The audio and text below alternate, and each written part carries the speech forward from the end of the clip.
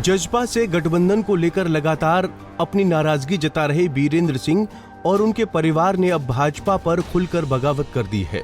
सांसद बृजेंद्र सिंह ने न केवल भाजपा से बल्कि सांसद पद से भी इस्तीफा देकर कांग्रेस का दामन थाम लिया है, जिसको लेकर हरियाणा की सियासत गरमाई हुई है।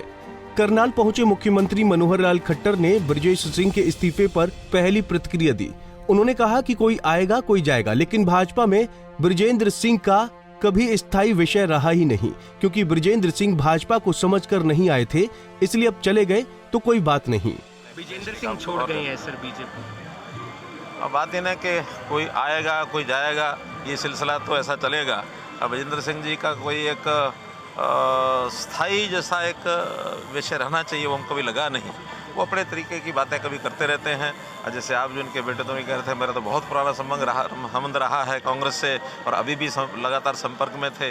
मुझे लगता है कि जिस आदमी को विचार पूर्वक जहाँ एक बार आना चाहिए, विचार को समझ करके आना चाहिए।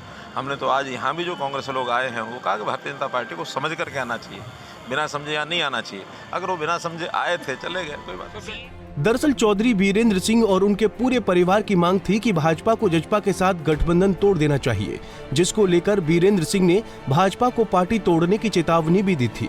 लेकिन गठबंधन न टूटने के चलते बीरेंद्र सिंह ने खुलकर बगावत कर दी, जिसके मद्देनजर बृजेंद्र सिंह ने भाजपा को अलविदा कहते हुए कांग्रेस का दामन भी थाम लिया। हालांकि अभी तक बीरेंद्र सिंह और उनकी पत्नी प्रेमलता ने न तो इस्तीफा दिया है और न ही कांग्रेस में शामिल हुई हैं। लेकिन माना जा रहा है कि बीरेंद्र और प्रेमलता भी बहुत जल्द कांग्रेस में शामिल हो सकते हैं। बहरहाल सीएम सिटी करनाल में आज मुख्यमंत्री खट्टर की मौजूदगी में कई पार्टियों के नेताओं ने भाजपा का दामन थामा, जिसमें पूर्व विधायक जिलेराम शर्मा समेत इनेलो और आम आदमी पार्टी के भी कई नेता शामिल हैं। भारतीय जनता पार्टी का परिवार निरंतर बढ़ रहा है और स्वाभाविक है कि जैसे देश के अंदर एक वातावरण बना है। हमारे देश के वर्तमान प्रधानमंत्री नरेंद्र मोदी जी तीसरी बार फिर से लोगों का आशीर्वाद प्राप्त करके और एक बड़ी संख्या में भारतीय जनता पार्टी के सांसद बनेंगे और उसमें हरियाणा का हमारा योगदान पहले से ही 100% योगदान है। उसी 100% योगदान को ज़्यादा मार्जिन से और ये सीटें जीत करके हम उनकी झोली में डालेंगे। और इस बात को देखते हुए जो भी लोग भारतीय जनता पार्टी ज्वाइन कर रहे हैं, जैसे खास करके आज हमारे पूर्व मंत्री CPS जिलेराम शर्मा जी जो असंध से विधायक पहले बने थे, आज उन्होंने पार्टी ज्वाइन की है। मैं इनका और इनके जितने समर्थक हैं, हज़ारों की संख्या में इनके समर्थकों ने ज्वाइन किया, उनका सबका स्वागत करता हूं।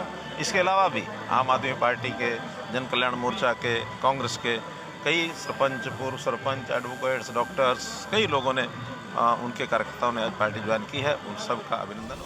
बता दें कि लोकसभा चुनाव की घोषणा अब कभी भी हो सकती है। ऐसे में तमाम राजनीतिक दलों में नेताओं की भागदौड़ मच गई है। करनाल में आयोजित सदस्यता ग्रहण समारोह में आज कई नेताओं ने भाजपा का दामन थामा, जिसके बाद सीएम खट्टर ने कहा कि भाजपा का कुनबा लगातार बढ़ रहा है, जिसके दम पर लोकसभा चुनाव में एक बार फिर से भारतीय जनता पार्टी 10 की 10 सीटों पर जीत हासिल करेगी।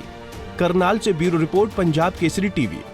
हमसे जुड़े रहने के लिए हमारे YouTube चैनल को सब्सक्राइब करें और नई वीडियो की नोटिफिकेशन के लिए बेल आइकॉन को दबाएं।